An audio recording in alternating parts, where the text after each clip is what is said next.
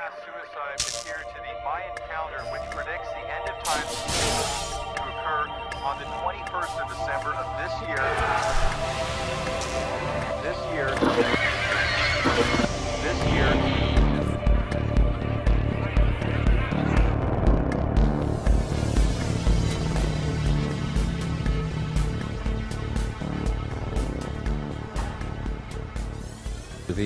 The bulk of the work picks up basically about half the way through the Escape from LA sequence. We actually pick up with a nice shot flying over the golf course that's at the base of the Santa Monica Airport, in which you see a nice big crack open up in several houses and trees and whatnot fall in. And then basically it picks up at the airport, and from there that leads into the actual collapse of the runway and the enormous fissure that opens up and kind of the flight through that. And then they emerge, of course, into downtown and fly through, and eventually ends up with the last two shots, seeing California more or less sliding off into the ocean. And that chunk defines the majority of what we did. We did do a little bit with Washington, D.C. with some ash shots, and I think we did the Washington Monument collapsing, but the vast majority of everything was in the latter half of the Los Angeles sequence. California is going down! God, you sound like a crazy person. The governor just said we're fine now. The guy's an actor. He's reading a script. Well, mostly data load. You're talking about a tremendous number of buildings and structures, large-scale landscapes and whatnot that were crumbling. So most of this was an exercise in trying to apply, the rigid body type techniques and various things to just very, very large-scale scenes, large numbers of buildings, a lot of complexity in the buildings or other structures, and then having that tied in with a vast array of volumetric effects also that had to cover these very large areas. So it was lots of kind of planning and logistics in terms of trying to put together so many things that had to be simmed in so many different layers, and then of course as your later layers had to depend on the previous ones, there's just that whole thing of trying to organize that and keep it straight. So that's it was a lot of work. So. Hey, do you mind if I join you? I wanted to ask you something. Yeah, I only got a minute. Hey, Pickle? No.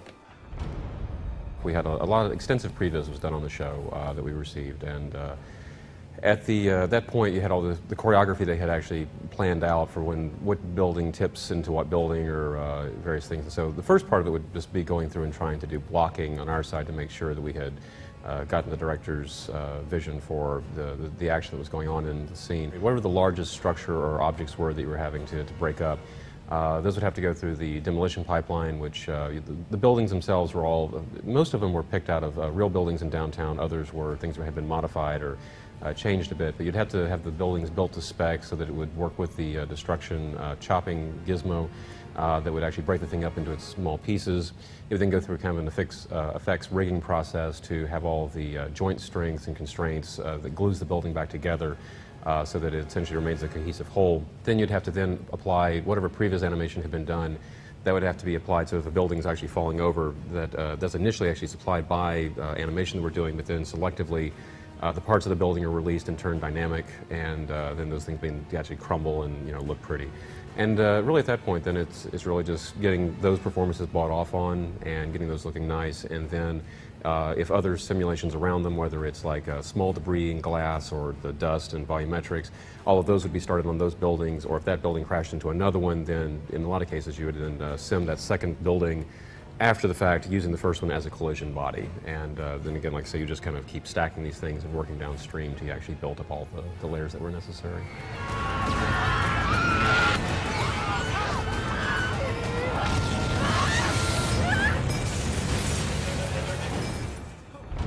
No, a bullet is actually a good part of the pipe, but essentially this is, I think, becoming more common, is taking the kind of the game engine physics and being able to actually bring that into one of the large packages. So in this case it was Houdini, but we essentially wrapped up Bullet into a plug-in in Houdini and then built a pipeline around that, and that eventually ends up being everything from a lot of the things that actually chop up the geometry and then glue them back together, the joints and constraints.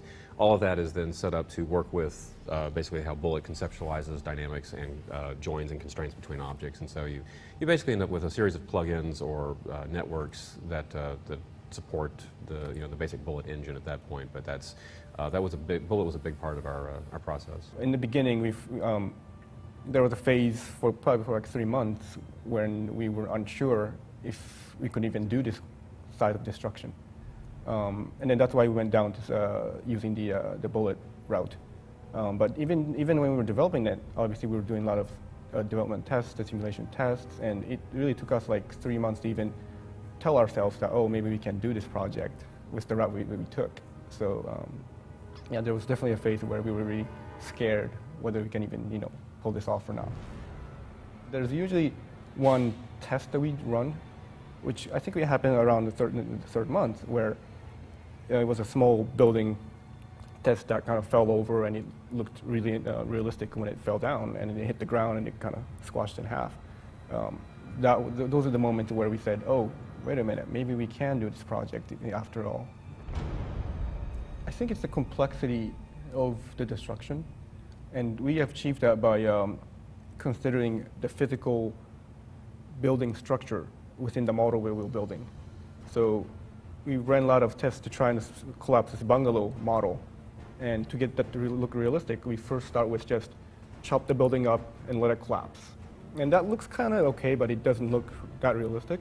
And then, so what we ended up doing was that we actually made all the pillars within that structure pretty close to what the physical architecture would do. So we had these pillars running vertically on the walls, and we had the roof supporting pillars, and these were all modeled precisely to what the real thing would do. And it would even set constraints on the wall to be a little bit stronger, or the supporting structure to be stronger. And then you run a simulation, and the roof would collapse fast because it's built that way, and the strength is weaker.